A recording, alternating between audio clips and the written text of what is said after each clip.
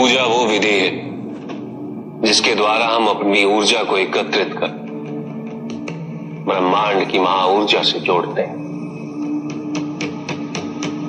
ब्रह्मांड की महाऊर्जा से जुड़ने के पश्चात ही एकाग्रता आती है। एकाग्रता हमारे लिए ज्ञान के द्वार खोलती है। ज्ञान हमें शरीर और भौतिक संसार की निरर्थकता समझाती, हमें व्यष्टि से समष्टि की ओर ले जाता। हमारा मन स्वार्थ, क्रोध, काम और अन्य कामनाओं से उठकर हमें वास्तविकता के समीप ले जाता, जहां इस समस्त संसार का सत्य निहित है। अपने अंतर से मुक्त होकर हम जितना बाहर देखेंगे उतना ही भटकेंगे, और भटकने का अर्थ है पाप की ओर अग्रसर होना। क्योंकि तुम्हारे बाहर खड़ा भौतिक संसार तुम्हें आवश्यकताओं द्वारा सदैव भटकाने हेतु तत्पर रहता है।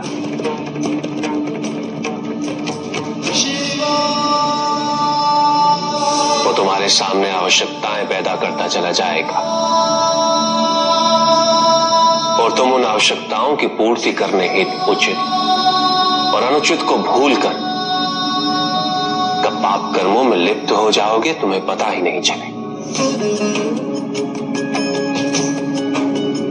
इसलिए केवल ज्ञान ही व्यक्ति का और समाज का हित कर सकता है, किंतु ये तभी संभव है जब इसे निष्काम भावना से प्राप्त किया जा सके।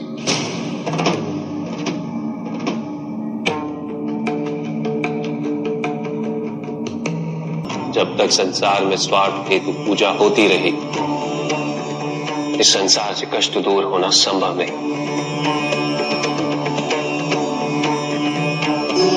जिस धर्म का निर्माण स्वार्थ से मुक्त होने हेतु हुआ था,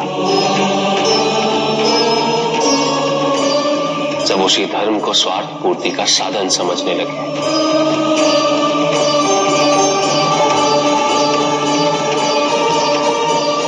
यह अत्यंत चिंता का विषय है।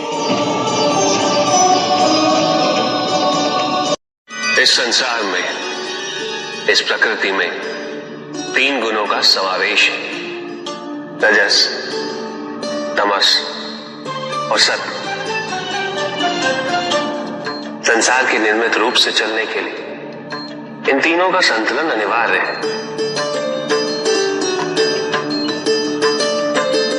ये मेरा त्रिशूल इन तीनों गुणों का प्रतीक है। किंतु पिताजी, राजस, तमस, सत्व गुण कैसे होते हैं? क्या होते हैं?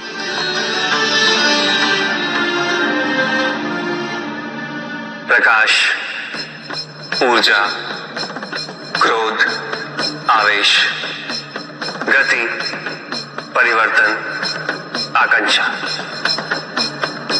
ये सब राजसिक गुणों के उदाहरण हैं।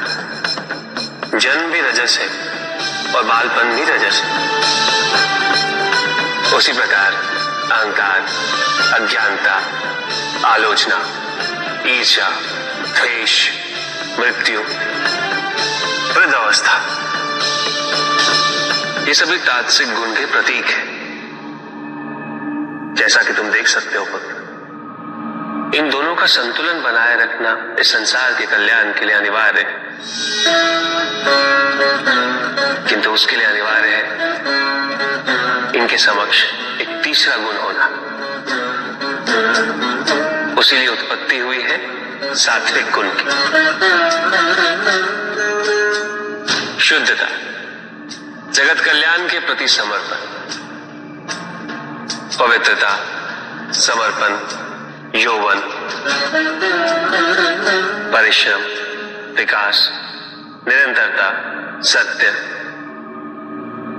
आत्मविश्वास, उदारता, आध्यात्मिक ज्ञान में रुचि और संसार की सुंदरता, ये सभी सत्व गुण के लक्षण हैं। समझे मेरे पुत्र? ये तो समझ गया, किंतु ये भस्म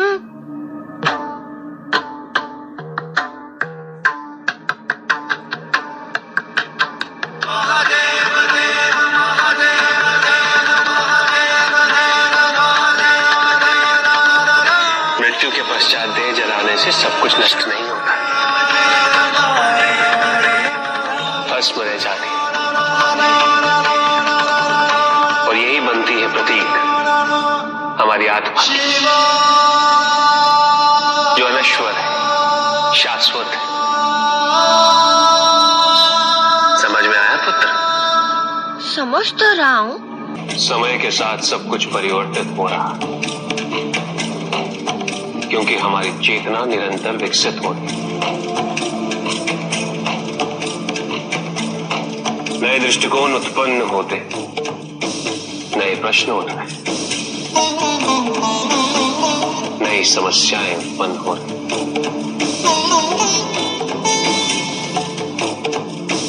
इन नई परिस्थितियों का सामना करने के नियम, मान्यता, विचारधारा में परिवर्तन लाना अनिवार्य है।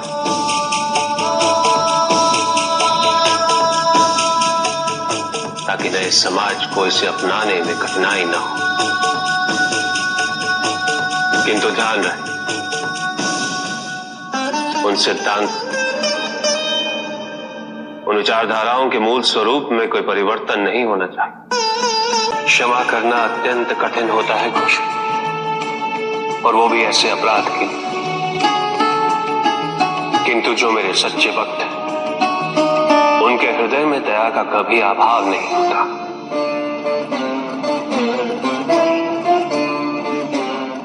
क्योंकि उन्हें सदैव ये विश्वास होता कि मैं कभी उनके साथ अन्याय नहीं होने दूंगा।